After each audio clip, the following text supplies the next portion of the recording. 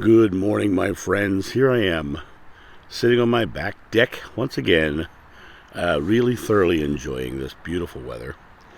It is just stunning, and when I'm done with this video, I'm going to be cutting my grass, which I also enjoy. It's sort of a form of meditation for me, is cutting my grass. But I wanted to touch base this morning because I had an experience yesterday which I thought I should share with you guys because I think we all kind of go through situations like this, but I think it's really something that you need to know that we all go through. For me personally, my past life experiences and my beliefs, my spiritual beliefs, are very set within me. I understand a lot of stuff, and when I hear new things that tie in, I can usually find the correlation or the connection. But there's a lot of people in the world who believe differently from me, and I totally respect that. But I tend to look at the world from the perspective of love and fear, and I tend to look at what spiritual leaders are saying that could affect a person's growth or a person's belief. And yesterday I went to a wedding for a friend of my son, and I sat in the back row, of course, because I was not one of the main family members, and I was a guest that came along with my son, and so I sat in the back, so I didn't want to, take away from anybody's view of their loved one having that experience. And the person who was leading the service, I guess he was a minister of some variety, came up. He was very charismatic, a very, very, handsome guy. He had a smile that would light up the room, and he really had a charisma about him. But I find myself in those situations going, oh, this guy's kind of cool, I kind of like him. And then suddenly he started talking about how everything that in your world is only because Jesus gave it to you. And then he started going into, we have nothing, the Father gives us everything. And then he started getting into the very serious, dogmatic, hardcore right-wing Christian sort of speaking. And then when it came to the actual wedding service, he did a whole segment on, how everything was about Adam, and that Eve was created from Adam, so she was less than, and it was there to serve Adam. And it was a subjugation of women. It was a terrible thing that I was hearing in front of me and in front of these young people. I mean, this is a very young couple. The boy getting married, and I say boy because to me he's still a boy. He's 21 years old. He was still very young to get married. But I sat there and I listened to what this guy was saying, and he was talking about the sanctity of marriage as if it was a prison sentence, as if it was this is it, you're done, this is all there is, and it was I was listening to it. I was like, loving someone for life and staying with them for life is one thing, but to go into a relationship like that feeling like you're chained to someone, it's like being in a trap almost, and I think that the idea of someone who is in spiritual authority giving the framing it that way as opposed to framing it from a loving perspective. This is the person you love, and here's the techniques and how these are the things you can use to keep that love going, and make sure that you always be friends as well. There's all kinds of things he could have said, But because of his own spiritual beliefs, he was harsh, and he tried to be funny, and he tried to laugh other things off. And he said at the very beginning of his speech, he says, "I'm going to try to make this lighthearted, and yet there's some very solemn things we need to discuss." Well, his solemn things were not really solemn things. What those things really were harsh, judgmental and rulings, is what he was saying. And, you believe this, so this is what you have to do, and you are done, and so on and so forth. And as I listened to all of it, I sat in the back, as I said, and I realized that I was judging him. I was judging what his beliefs were. And I think that's wrong of me. I think that's wrong of me to judge someone for their beliefs. I realized that I myself was being harsh because I was listening to what he was saying, and I was saying, I don't believe that, but I was like, I think it's terrible that he's doing blah, blah, blah, blah. But that's not for me to say. That's not for me to say, because spirituality is a personal journey. My biggest conflict that I had was he was saying it to these young people. He was literally giving them a set of beliefs.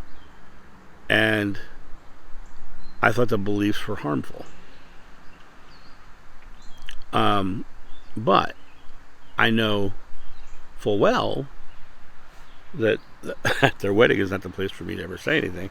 But I know full well that those kids might have been raised in that exact belief system.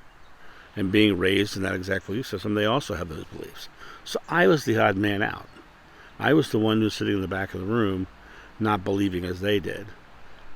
I was, in the mix. I was the one who was, one of these things is not like the other, right? But being the one that's not like the other does not mean that you get to judge people for their beliefs. And I wanted to share this with you today because, I'm always sharing my truth, and I don't know if I often share the times where I fall down, the times where I don't live up to my own belief systems. But yesterday was definitely one of them. I definitely did not feel like I was living up to for loving them unconditionally instead of judging them for their beliefs. So I wanted to jump on and just kind of open up. One of the things about this channel is all I'm doing is speaking my truth. That's all this channel is me speaking my truth. I don't expect you to believe anything I say. I don't expect you to change anything in your life from what I say. But I also, because it is my truth, I think I have to give my truth even when I fall down. Even when I don't feel like I am living up to what I believe. And I also wanted to say that everyone has those moments. Everyone has those moments where they fall down on what they believe, and I think those moments are teaching moments, or growing moments. They're moments where you get a chance to grow from the experience. And it was a huge growing experience. And then what was really interesting was, I was the tag-along guest because I was the guy who had a vehicle who could drive my son there. And what was interesting was, as the night went on, I didn't know anybody else in the room, and everybody else was all off in their little cliques. So I basically sat at a table and played on my phone for like 3-4 hours at the reception while my son was running around, hanging out with his friends. But I realized that's why I was there. I was there so my son could see and hang out with his friends. I was there because that was the loving thing for me to do as a father. And at one point during the evening, I was like, come on. And I realized in that moment of going, come on, I was being selfish and not looking at the loving thing to do. I should have been very happy for him, and I was. And when I got that realization sitting in the room, I was like, oh, that's why I'm here. Okay. I let it go. I let that impatience go. But what is impatience? First of all, impatience is an emotional reaction to the construct of time. It's an emotional reaction to belief that time is limited, and there is no time. And it sounds so esoteric and so weird to say that, but if life is eternal, does time really matter? If life is eternal, does time really matter? So here I am in my moment, living my I am moment in impatience or judgment, as I was during the service. My I am moment was being wasted by non-loving moments. And no one's perfect. No one's perfect. Everyone falls sometimes. And, I forgive myself for my transgression, my missing the mark in that moment. But I also have to acknowledge it and recognize it, because it's the acknowledging it and recognizing it where I go, oh, I am altering back to being loving. And by altering back, catching yourself in those moments and shifting back, you come to a place where you have a bigger realization. And the next time you probably won't be as judgmental or as impatient. Instead, what you'll be is more open and loving, more caring, more calm, more relaxed, more joyful. And that's important. But I really just wanted to jump on today and just show you that when you're having those moments and you're hearing those things and you're thinking those judgmental thoughts,